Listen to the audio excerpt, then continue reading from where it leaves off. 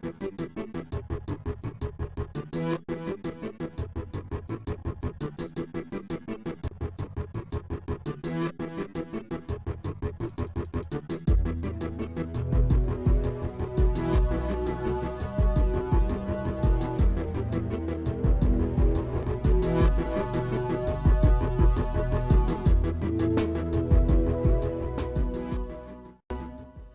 mais salut les métalleux, une nouvelle vidéo sur Yep. Aujourd'hui, on va parler d'une technique de chantier pour tracer un sabot. Donc un sabot, c'est un piquage qui est taillé dans un coude et qui est de même diamètre. C'est-à-dire que le pénétrant et le pénétré seront de même diamètre. Donc voilà, là on a décidé qu'on allait faire ça avec du DN100, du diamètre 114 ou du 4 pouces. Voilà. Donc on voit que c'est le même diamètre, le coude et la chute de tube. Donc pour ça, on va avoir besoin d'un ferru où on va pointer tout simplement la manchette, la chute sur le ferru. Donc là je vais pourrir mon inox avec le ferru en ferraille, mais on s'en fout puisqu'après ça part à la benne. Donc là par contre, ce qui est important, c'est qu'il va falloir tracer la génératrice extérieure du coude, le extrados. Donc là, c'est du diamètre 114, donc on va juste diviser par 2, on va trouver 57. Et donc on va mettre 57 sur la hauteur de notre trusquin. Et en fait, voilà, je tire la génératrice extérieure. Donc ça c'est fait. Voilà. Donc voilà, par contre on va devoir aussi tracer la génératrice supérieure sur la manchette. Donc voilà, je mets mon équerre contre le tube, je sais que le tube il fait 114, je divise par 2 et je trace à 57. Voilà, j'ai fait mon petit repère. Donc là maintenant je vais prolonger avec un bout de cornière la génératrice. Donc voilà, j'ai une génératrice sur le coude extérieur et une génératrice sur le dessus du tube. Donc voilà. Donc le truc après, voilà, on va poser une équerre juste derrière pour être bien d'équerre, et puis il faut que nos deux génératrices soient l'une en face de l'autre, c'est-à-dire celle du coude et celle de la chute de tube. Donc là, on va dire que c'est le cas, et il faut encore vérifier.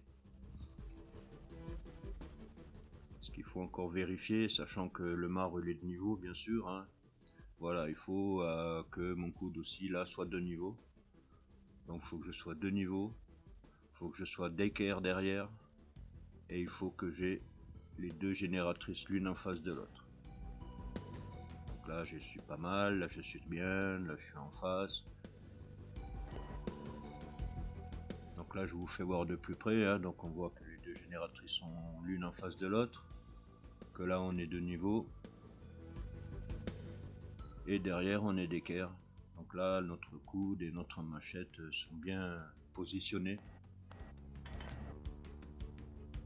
Donc ça c'est un bon début, et puis bon on va pointer notre coude sur la manchette. Voilà, voilà, voilà. Donc voilà, encore un point là, et en fait là maintenant tout est stable, tout est stable, tout tient bien. Donc après on aura besoin, bon là c'est du petit diamètre, donc là moi j'utilise une cornière de 20 par 20. Au bout je lui ai fait des angles à 70 degrés les deux côtés, ça me permet des fois de jouer de l'autre côté, mais là ça aurait suffi. Donc là je sais pas si vous comprenez doucement le principe, voilà, c'est que on va faire glisser notre cornière bien parallèle sur la manchette grâce à la cornière, et ça va nous reporter des repères. Alors bien attention que quand on pose notre équerre, que on soit en dessous de l'axe, sinon ça va pas marcher. Donc voilà, là on voit que ça passe tranquille. Donc après le truc, voilà, ça va être de glisser donc notre cornière de 20 mm sur le tube, tout en touchant le coude à côté, le frôler, et ça va donner des repères pour faire ce traçage technique de chantier.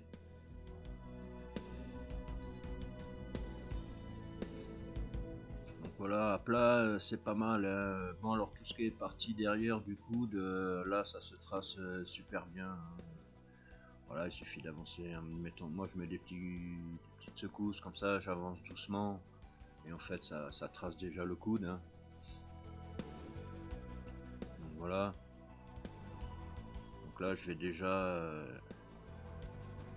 faire des petits repères sur la trace qu'a fait la cornière sur le coude. Donc ça c'est la partie facile à tracer, hein. Après ça se complique un peu puisqu'on s'éloigne, mais si on fait bien attention en restant bien droit sur le tube, on avance un peu, on se met sur le tube, on bouge jusqu'à ce qu'on touche le coude. Voilà. Donc là voilà, je fais des repères jusqu'au bout, hein. D'ailleurs si on fait ça bien, le dernier repère doit tomber sur l'axe du coude. Donc là c'est du petit diamètre, hein. Bosser à plat c'est pas mal aussi, hein. C'est plus facile à tenir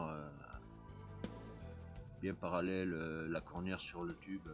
Bon bah tiens, là voilà, j'ai le collègue qui arrive, hein, donc il sait pas qu'il est filmé, on s'en fout, voilà, ça fait une petite touche quoi.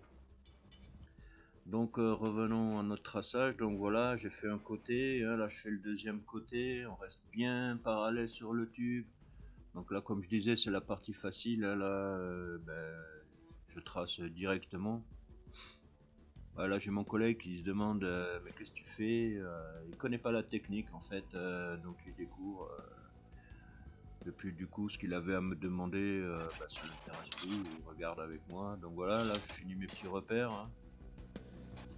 Donc là je vais faire la partie un peu plus compliquée comme je disais, mais ça va bien, pas de souci.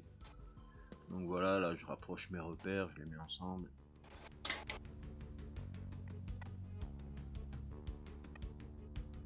Donc voilà, j'explique vite fait à mon poteau la technique et tout, machin. Ok, là j'ai quand même qui est filmé et tout, hein. Donc voilà, vous avez bien compris que ben voilà, maintenant ben, c'est fini en fait, hein. Il suffit de mettre un petit coup de scie à métaux, un petit coup de marteau, et puis voilà. Donc on voit que on a un traçage quand même assez sympa, hein. C'est que du pointillé, mais c'est facile à relier. Donc voilà, ça c'est la technique chantier pour tracer un piquage sabot à la cornière. J'espère que ça vous a bien plu les gars. Voilà, il y aura plus qu'à monter comme ça. Bon ben allez, salut les métalleux, à une prochaine vidéo, ciao ciao.